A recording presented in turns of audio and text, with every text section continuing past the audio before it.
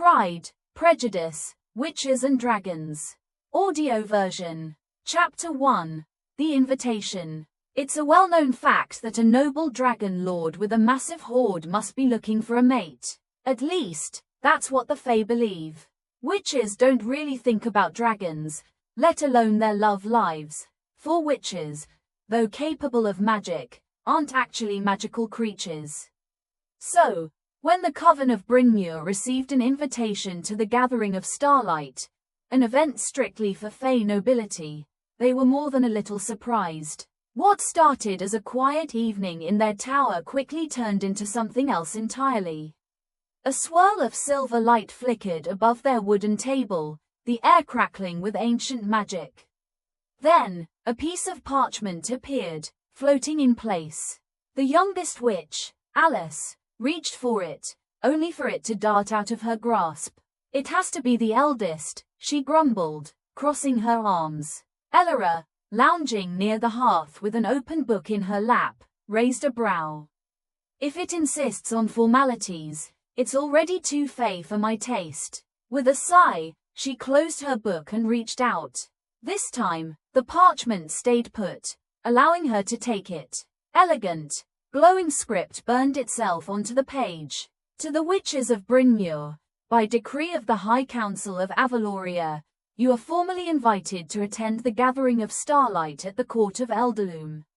A place has been prepared in your name. House Darakar welcomes you." Silence. Then, Alice practically vibrated with excitement.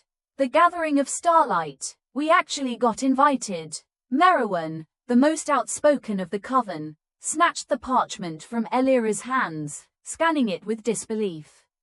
"No way. Witches don't get invited to Fae events.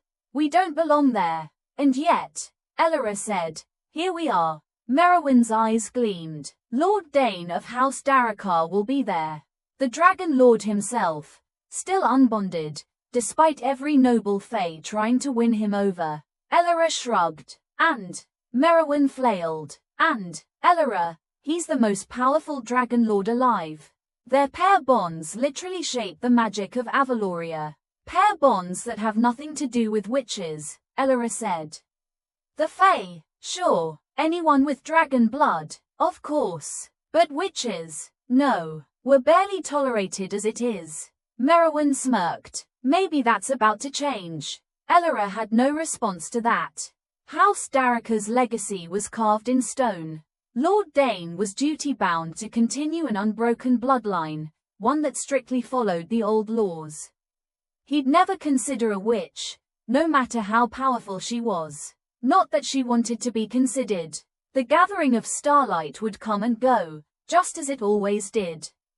The witches of Brynmur would return to their quiet lives, untouched by the politics of dragonkind.